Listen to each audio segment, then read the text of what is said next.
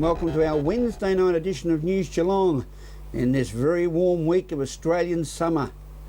Tonight we look at growing trees for conservation and profit. Torquay Surfworld Museum celebrates its 20th anniversary, while from the world of sport it's Avalon Speedway action and the GCA Division 1 one-day game to start off the 2014 part of the current season. While weather-wise, we'll look at the Bureau of Meteorology official forecast for the next few days. Firstly, the hot weather proved a significant factor in a major fire in suburban Newtown in Geelong on Tuesday, when the long-running furniture business Penny's Pine literally went up in flames as emergency services diligently worked to contain the blaze to the property area under difficult conditions. These pictures show the devastation the fire caused as the heat of the day took its toll. And now to the place with pace, from the Avalon Speedway, where it was the big boys racing off for the Krock Cup in the super sedans, as we saw the Americans take charge and drive to victory in a thrilling exhibition that kept the fans on their toes. Jason Adams will put you into the Krock jacket. Mate, it is one size fits all, so bad luck with that. Mate, what a restart. Just tell me, did you seriously think from 8th you had a shot at him? Brad Wicks done it last year, so yeah. He done it up the top as well. After that crash up the other end, it was a bit wet on the bottom. So they got a bit squirrely coming off the turns. I had a run coming up here, and I had a bit of confidence up early in the race. So give it a go. Why not? Mate, and it's stuck. Probably one of the best 2 laps you probably put in around Avalon Raceway, right? Yeah, we struggle around here a lot, but I mean, we've been chasing this Krock Cup for years. It's a good money show. It's probably one of the better shows we've got in Victoria. So for the Krock and Avalon to be having it on every year, it's awesome. For the South Australians to come across and support it is even better. I think it'll probably grow on from here, because I think we had 23 car count, a couple dropped out. So, but I couldn't do it with my crew over there. Gary Cordo, Bill Albee, my wife Julie, son Corey and Matt. A bit of a family effort.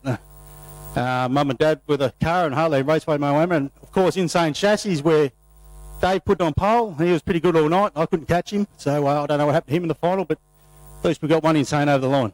Mate, I didn't want to take the shine off your win, but he was very impressive. Actually cut down a left rear going around a back marker. So just a shame for him, because he was passionate about this event, much the same as you are, trying to get your first win, and he's devastated. But you're riding the emotional roller coaster again as the highest of highs. Yeah, no, we've done a few updates on Dave's car through the winter, as we did most of the Insanes, and he's certainly on the up this year. He's been up the pointy end, so is Anthony, and so is Neil Whitney. So more laps for Dave for the lap cars. The lap cars are very tricky.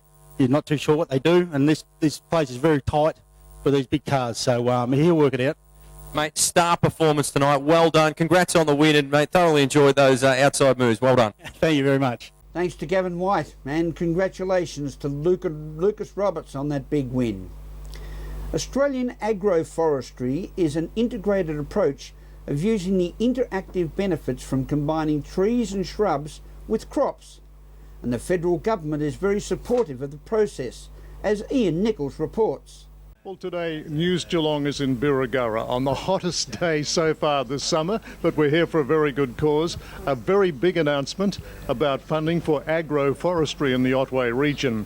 We're talking with the federal member for Corangamite, Sarah Henderson, and of course from the Australian Foundation, Rowan Reid, who's the managing director, the man who will orchestrate this whole venture in the future.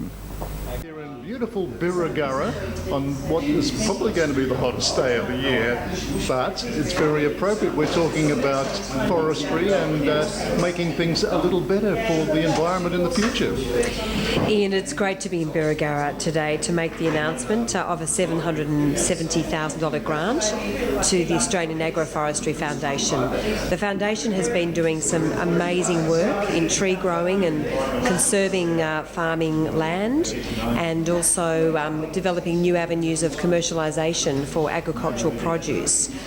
The work has been really quite compelling, and this is a wonderful opportunity for the network and the foundation to take its work to all of Australia. Well, it seems they are setting a fine example and will be a role model perhaps for other regional communities around the country. The Otway Agroforestry Network, which of course is the origins of the foundation, has been incredible over about 20 years. They've been working with landowners and farmers and teaching them really important strategies in terms of tree growing and conserving land and developing forestry, but in a very sort of environmentally sustainable way. So their work is very exciting, and we're delighted, the federal government is delighted to be providing this grant, which recognises their commitment, their passion, their innovation, and the capacity now to take what they've taught local landholders to the rest of Australia. Yeah, the master tree growers, it's got a lovely ring about it, hasn't it? It sounds like, we're in total control now and heading in the right direction. Well, it does, and it's not necessarily straightforward. I mean, there's a lot to learn, and the foundation is now taking its work to the rest of Australia, working in other regions, and of course we've already seen some of the produce that can be developed from agroforestry in native bush produce, in shiitake mushroom salt, and some other wonderful produce that has been developed locally. So this is a great opportunity, and it really does reflect our government's commitment to agriculture and to innovation in agriculture. This is a significant day for your organisation, federal funding coming your way. It's a very big day because we've established a new organisation, a not-for-profit group called the Australian Agroforestry Foundation, and the role of that group is to take on two activities primarily: the Australian Master Tree Grow Program, which is a farmer education course that I've been running for 20 years right around Australia. 2,000 farmers have done our course and are there to help them do more effective tree growing on their own property. But more importantly now, we're actually taking an idea developed in this area called the Peer Group Mentoring Program, where we train and then pay farmers to work with other farmers to improve their land management. And that's the really exciting thing here. Can we have an idea that started in this region and take it nationally to help us support other land care groups and farmers around Australia? Well, with all the talk of climate change and global warming and all the other environmental issues, obviously farmers would be more than interested in having more trees on their properties, and you're leading them in the right direction. Well, we've got our approach is different a little bit to many conservation groups and forestry groups who actually try to encourage farmers to do what they want, not what the farmer wants. What we do is start with the farmer and their aspirations. So on a day like today where it's 40 degrees, pastures will be drying out because of hot, dry winds, so farmers might like shelter belts. We encourage them to grow shelter belts that provide other values such as bush foods or timber, and also provide biodiversity habitat and work as a wildlife corridor. So all those multiple outcomes are achievable, but they start with what the farmer's prepared to invest in and what they're prepared to look after and manage for the future. From the Treehouse Gallery in Birregurra, announcing a brand new agroforestry initiative, Ian Nichols for News Geelong. Thank you, Ian. This is News Geelong. As we go to a break, don't forget you can follow us on Twitter and Facebook, as well as watch for your favourite segments on YouTube each week. We'll return with more news after this.